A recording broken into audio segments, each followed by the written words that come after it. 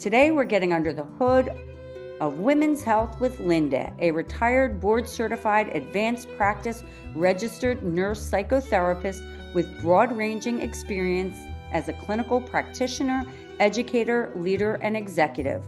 Linda will be getting under the hood of autoimmune diseases. When were you first diagnosed with autoimmune disease? Was diagnosed when I was about 60, in my early 60s. However, I suffered since I was a child. I remember when I was in elementary school, I had injections in my knee, and had terrible back issues since 16. So it was a long time until my primary sent me to a rheumatologist who was a good diagnostician and informed me. It was an interesting discussion. What were you diagnosed with? Spondyloarthritis, or osteoarthritis, Ehlers-Danlos syndrome, um, irritable bowel, and have a genetic composition of with HLA-B27 positive, which indicates a rheumatoid sort of arthritis. What was your journey to diagnosis like? So the journey was long and it was, different. Okay, so you have herniated discs, you have muscle problems, you have different kinds of therapies, and all kind. I've done just about everything. Every time I go to a conference for psychiatry, I find some new thing to do.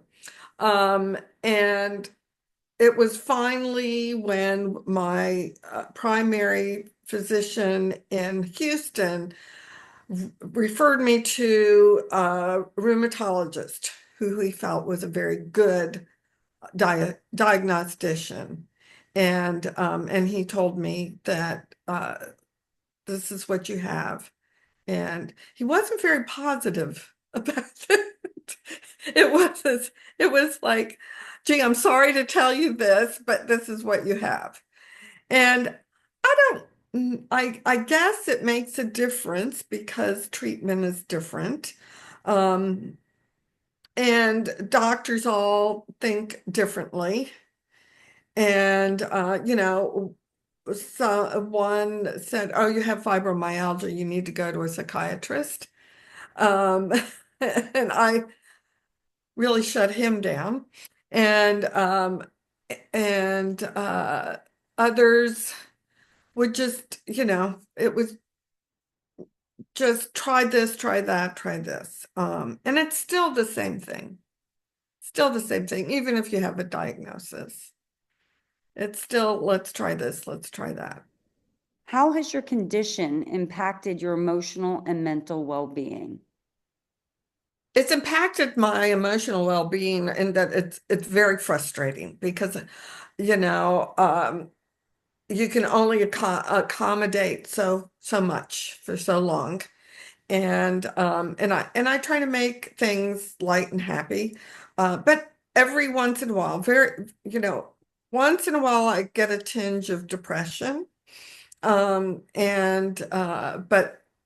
try to move myself out of that by I think about the positive things in life, because there are a lot, and I'm very, very blessed to live where I am and I mean, there's so many things that go on in this world.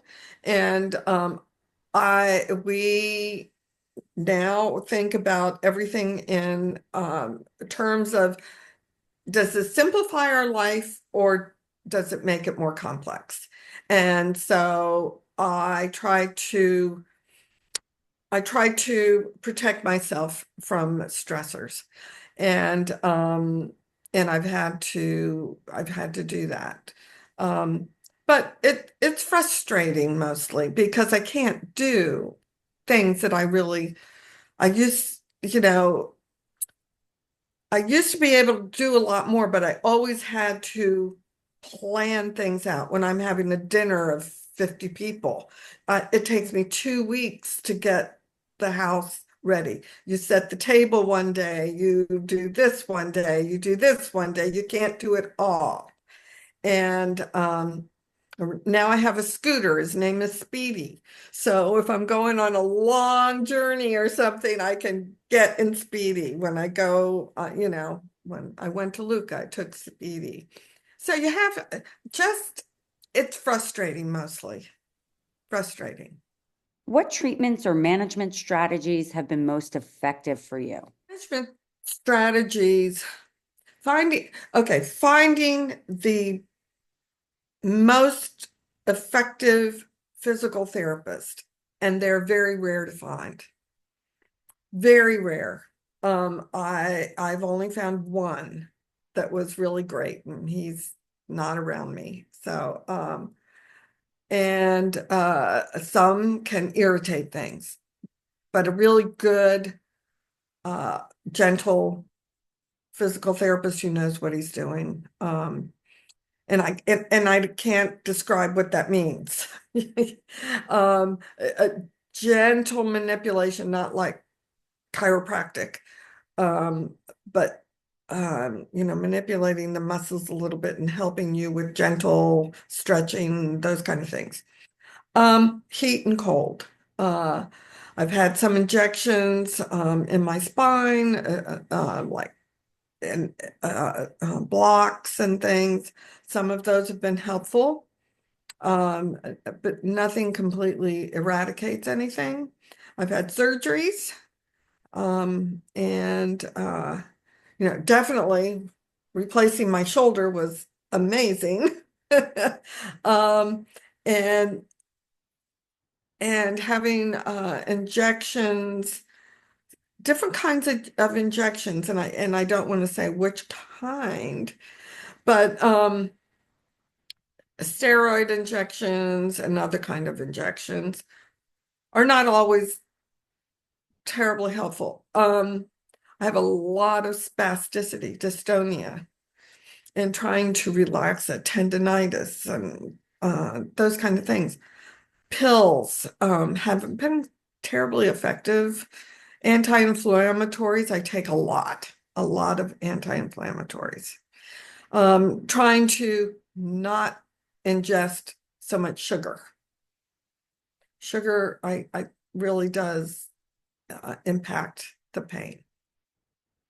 I think that's, uh, you know, finding out what does help. Like I have to put my head down, or I have to use a special pillow.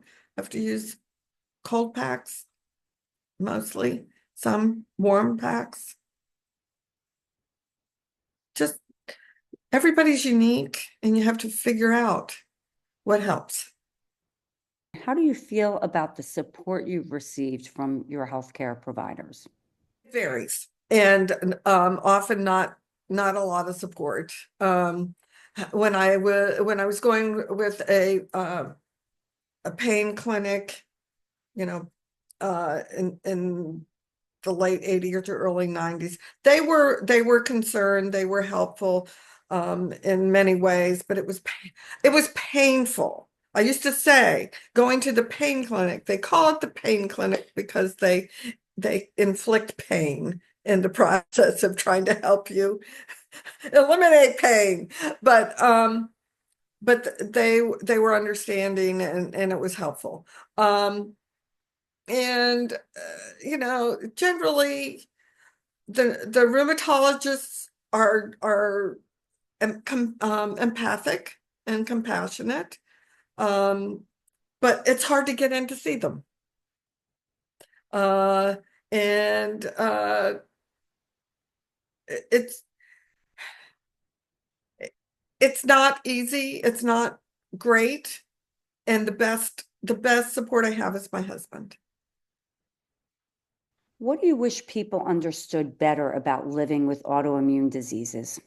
I wish that people would understand that everyone's different, so everyone experiences their illness different. And for me, I'm in constant pain, so I'm trying to manipulate, but I don't want people to feel sorry for me and to try and do everything for me. That is really frustrating because I want to do as much as I can. People need to feel independent. That is really important. And so I'm always in pain. So, when people ask, how are you doing? I don't know. Sometimes it's like, don't ask me, okay? Because I'm always in pain.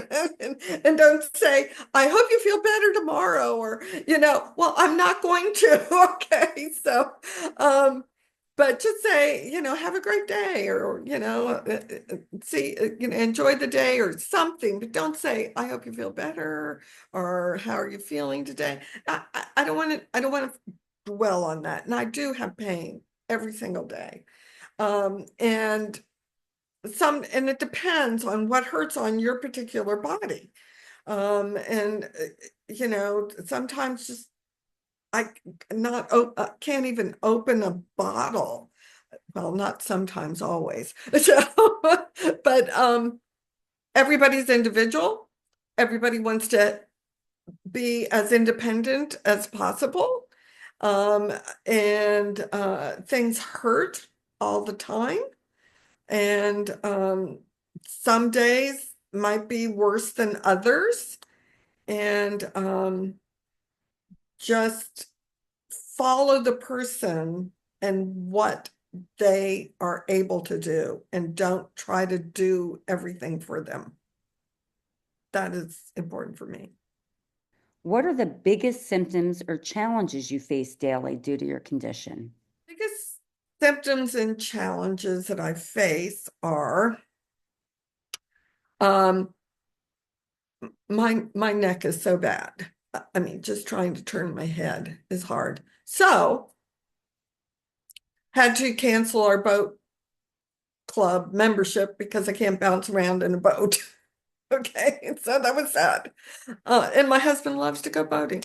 Um, and getting up in the morning, um, I can hardly move. I can't sleep through the night because if I do, I'm worse in the morning. So I have to get up every couple of hours and walk around and do something. And so I have sleep apnea. I can't do that because I sleep too deeply. And then my pain is too much. And besides that, I can't put the cap on because it hurts my head. So, and,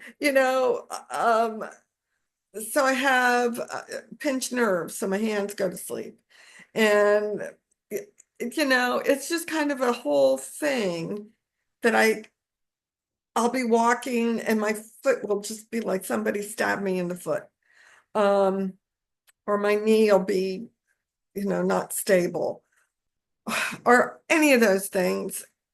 But I just have to be positive. I just have to look at the sunshine, look at the palm trees, look at the ocean, look at my kids, my grandkids, my friends, um, and I'm just so grateful for what we do have. What resources or tools have been most helpful in managing your condition? Most of my resources have been to uh, utilize physical supports. Yeah, I tried an app or two. That doesn't work. I don't use them so much. And I forget. I had one that remind me to take my meds, but I don't need that. And uh, so physical things like a cane and wheelchair. I didn't want to use a wheelchair in the airport, and my physical therapist told me, she said, use it in the airport, save your energy for when you want to do something fun, which is good advice. That's what I usually tell my patients, actually. So I use it. And I use a squishy pillow. I use the heat and the cold. Um, and I don't do any supports, like peer support things. But just communicating with my family as much as I can. And my husband and I go on cruises, on jazz cruises and things.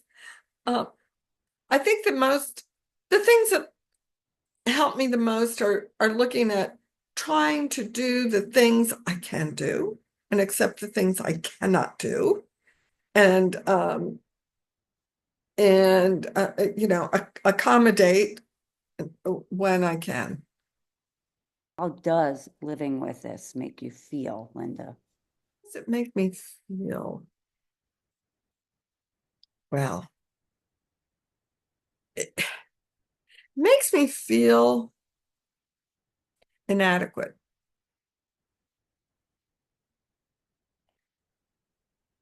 It makes me feel like there's so much I could do if I didn't feel this way.